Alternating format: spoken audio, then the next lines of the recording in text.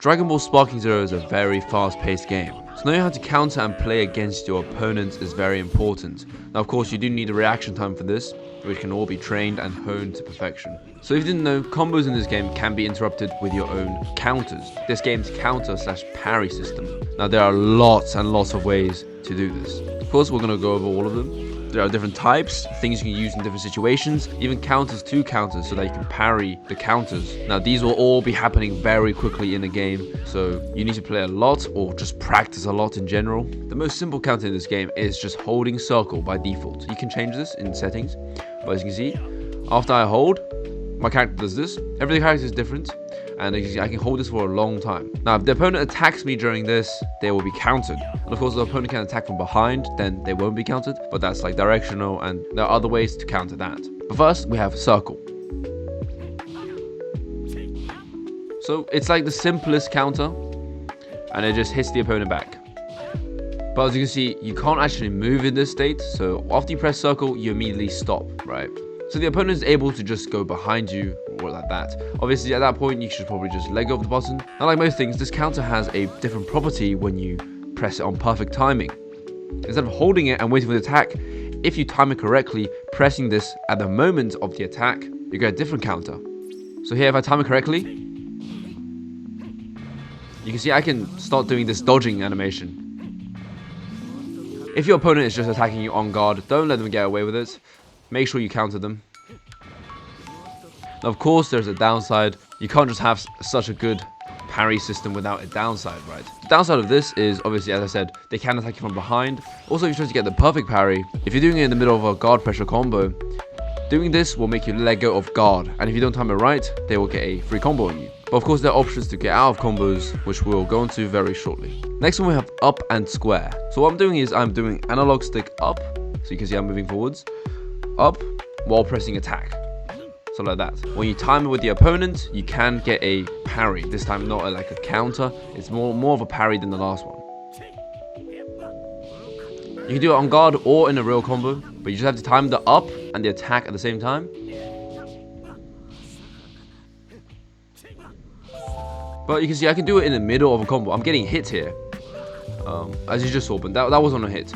But as you just saw, I was getting hit and I was still able to get out. This does require some sort of timing.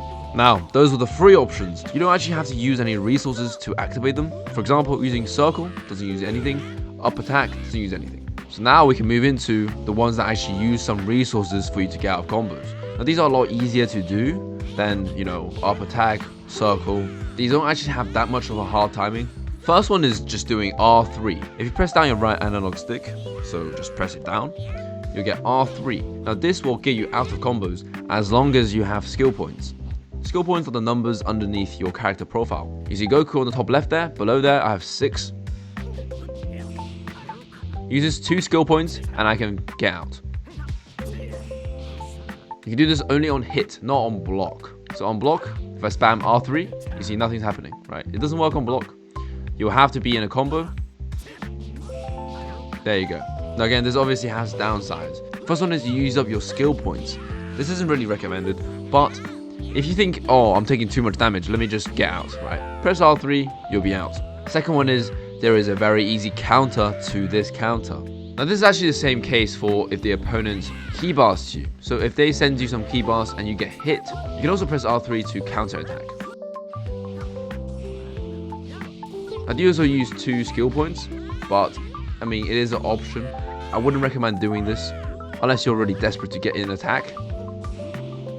You can go for that. Alongside with wasting your skill points, you also can be countered out of this dash. So actually, this is a pretty good tool for during combos, maybe even for key blast if you think it's worth it. And there's no timing needed. As soon as you get into a combo, as soon as you get hit, press R3, bam, punch yourself out. Now the next one is actually depending on our opponent's mistakes. If your opponent does this, then you can freely get out of the combo, no problem. If the opponent decides to teleport during their combo, this combo is no longer valid. This is now a false combo. But most people just take it, you know, after they see the opponent teleport. Obviously, the combo counter is still going. You see it says 3 hits here. 4 hits. You see, it says it's still going. However, this is not true. After you teleport, the opponent can also teleport. So when the opponent is attacking you and then halfway through the combo to teleport, you have to be very, very sharp and react to this by teleporting again. If you just press guard, when they teleport, you will teleport with them. To practice this, just make sure you put the opponent settings, and then you go all the way to rush attacks and high speed movement. Rush high speed movement. So here, you'll just, when they teleport, you teleport as well.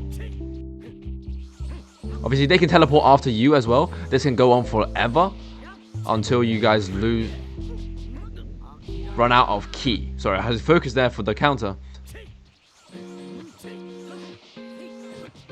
There you go, I didn't even get it that time. But counter still exists, you know? And also R3. There's so many options you have. As I said time and time before, these options are great until the opponent knows how to counter these options. Next, we have what's called a high-speed evasion, as you can see right here. It's basically pressing guard, your guard button. If you press it as soon as the attack lands, you'll teleport behind the opponent. Next, we have what they call a Z counter, but it's once again just a high-speed evasion type counter. You teleport behind the opponent, like that, and you do an attack. So it's very similar to the other one, but this time it's automatic. You don't have to actually press anything. Now, we got to watch out for is when the opponent does it to you. You can also do this as a response to the opponent.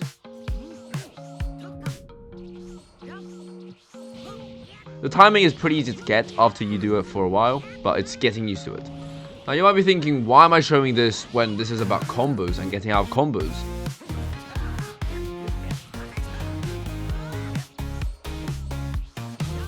If you time it correctly with those teleporting attacks, you can definitely get out of the combo.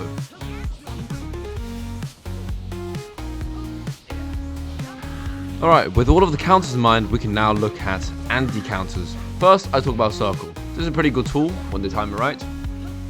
Bam, I get attacked back. Now, there's not too much you can do here except pressing R3. So if they get perception off, you could just take it, you know, you could just take the attack. It's not too big of an attack. You just get punched a little bit like that. It does decent damage, but it's nothing to worry about. Next, we have up square. This does quite a lot of damage actually. If you just press guard at the correct time, you'll teleport behind them and you can do an attack. Now, obviously I did it a few more times there because he decided to teleport behind me and so on. Now let me show you what happens if I spam. See, it does not work. So you have to time it correctly. So all of you button mashers out there, I'm afraid you can't just start mashing your guard button and make it work. Moving on to R3. Now, this is probably the easiest one to counter. When they get comboed, they press R3, use 2 of their skill points. What do? Really simply, you press circle. You can even hold it. I'm holding it, you see, I can get this really easily. Except it does require a lot of reaction speed. Now imagine doing this in the middle of a match with everything else going on. You just have to react pretty quickly. I don't think there's need for me to explain more. It's really simple.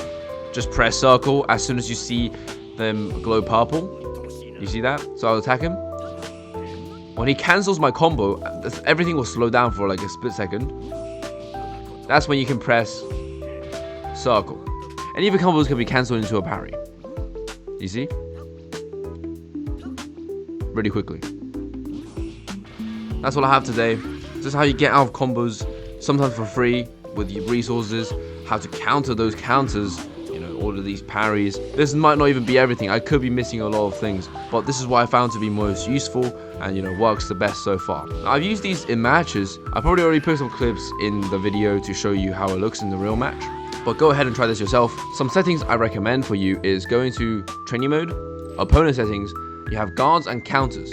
For this one, the opponent will just cycle through each different option, and when you attack, they might do this, they might do that, you know, and you just have to react and do the correct option. Next is the individual ones. You have revenge counters. This is basically the opponent letting you attack them, and then they will revenge counter. You just have to press circle to counter that. Perception, you know what this is. This is them holding circle, you attacking, and then, I don't know, if you want to press R3, press R3. If you don't, then you don't. Smash and counters. This will make them counter you, and at the same time, they will do smash attacks, which can perfectly guard to teleport behind. They will also do the same to you, and then this is really good practice for that kind of reaction. Rushes and counters, this is for combos and also counters at the same time. So they'll do combos on you, and then you can try and get out of the combos. Even more, when you try and attack them, they will use their counters, which you will have to respond to. Rush high speed movement, this is also very good. This is when they attack you in a combo and also teleport around at the same time. For this, you have to react to teleport and teleport yourself. Rush attacks, this is just a combo. You can try and get out of this. Now once you practice all of that and get all of that down, you go into these strategies and try and fight the opponents. Make sure you put it on super. The other modes are really easy. They won't do too much to you. Make sure you put it on super. This is the only mode that will actually challenge you. That's it for the video. Hopefully this has helped you. Let me know what you want to know next, and I'll see you in the next video.